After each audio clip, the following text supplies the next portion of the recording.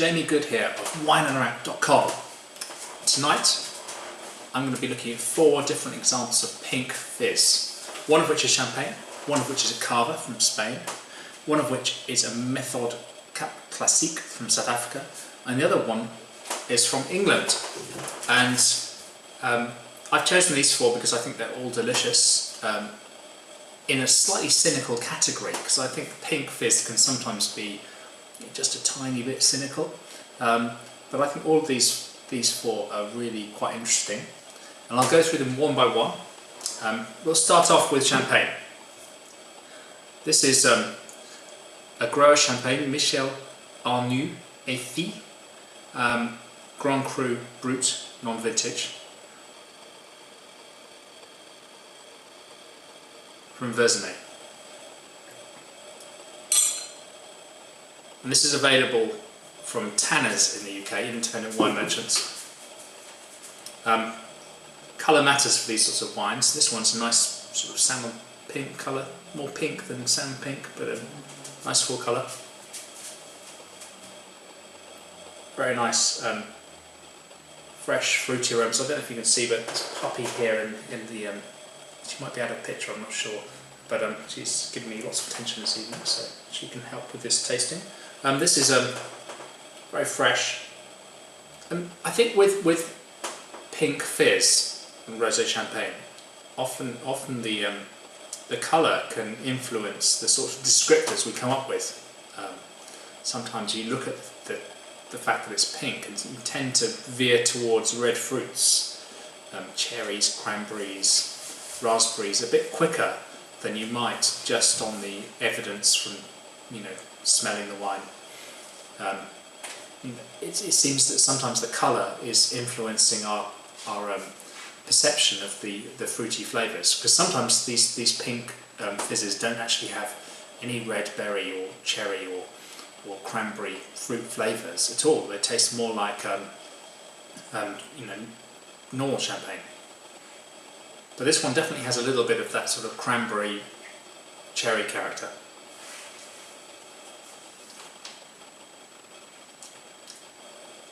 What I love about this is the real precision. It's dry, fresh, precise, intense. Lovely acidity. Lovely cherry and cranberry fruit there. Definitely some of that berry fruit character. But also a little bit of toastiness as well. It's quite sophisticated. It's really a very sophisticated drop.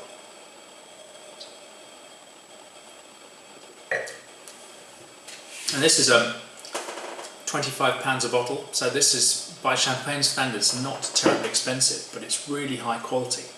And often what you get with the grower champagnes is you get top quality without paying crazy prices. I really like this, it's very good. So moving on, let's go to England next. England. Now this is Hush Heath Estate, Bolfar Brut, 2008 vintage. This is one of the most celebrated of all of England's sparkling wines.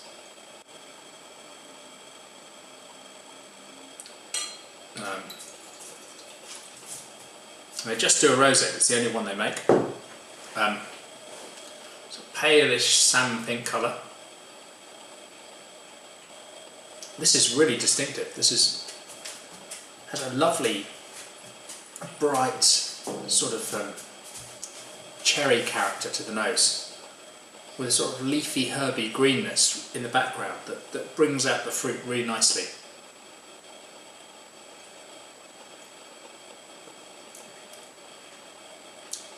And what I like about this is it's distinctively English.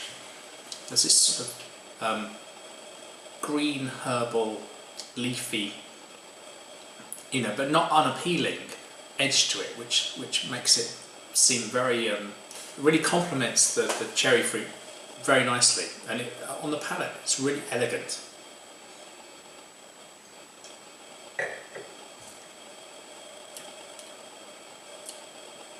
I mean, it seems to tread that fine line of flirting with greenness without becoming unpleasantly green, which tends to to bring out those sort of cherry fruit characters really nicely. And then this is really a very elegant, very dry, high acid style, but it works beautifully. And this, I think this is quite serious. I really like this a lot.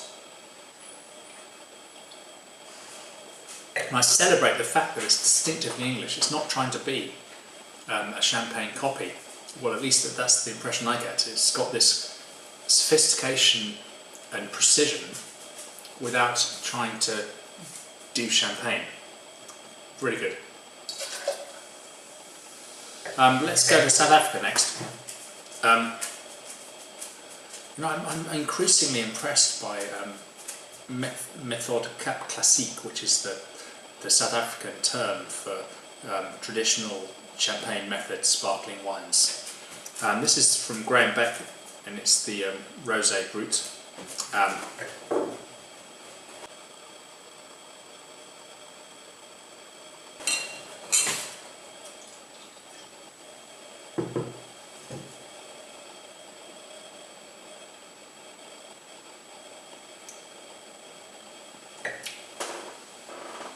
That's really good.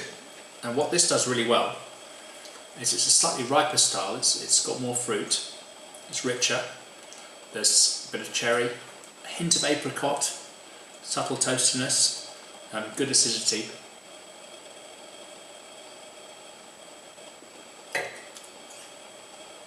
But despite the fact that it's slightly richer in fruit, it's still very dry and it's beautifully poised and balanced. This is I think, a really good example of pink fizz.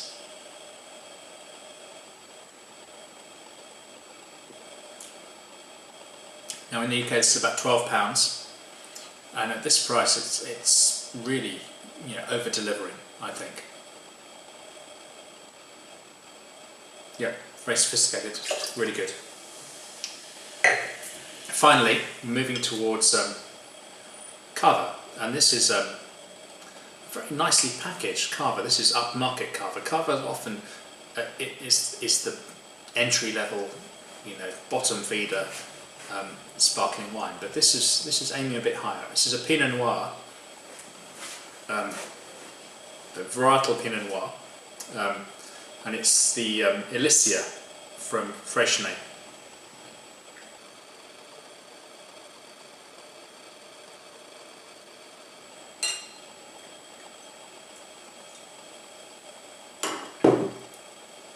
Got a deep colour here. This is quite pink with some red and maybe subtle orange tones as well. It's interesting. It's quite a Venus. You can really taste the Pinot Noir there. It's got this red cherry fruit, a bit of sweetness, not too much. Still quite a dry wine, but a little bit of sweetness there. It's quite elegant too. It's a really attractive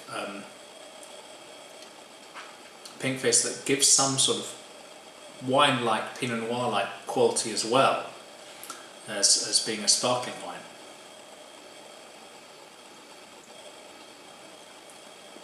But it also has that Cava-like quality. It's very hard to describe, but often when I'm tasting Cava blind, it just immediately identifies itself as Cava.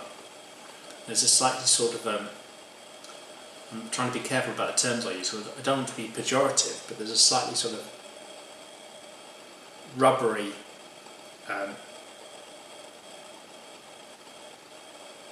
herby edge that just kind of marks Cava a little bit. That was Rosie making that noise there in the background. She's falling asleep. Yeah, it's a strange sort of slightly herby, rubbery quality that I think Cava would be better without. Because I think this is a really nice wine, I really enjoy it. But it'd be so much better if it didn't have that slight sort of Cava-like edge to it. And so it would be very interesting to know what is it that causes that character in Cava, because if that could be lost, this would be an absolutely mind-blowing wine. As it is, it's still very tasty, but it's not quite in the same league as the top pink fizzes, I think. So there you have it, 4 really good examples, I think, of pink fizz, which is a fun category. It's really enjoyable. I think bubbles are fun, and when the bubbles are pink, that's fun as well. But there's enough in these wines as well to satisfy sort of wine geeks as well, because there's some seriousness here. So thank you for watching. See you again soon.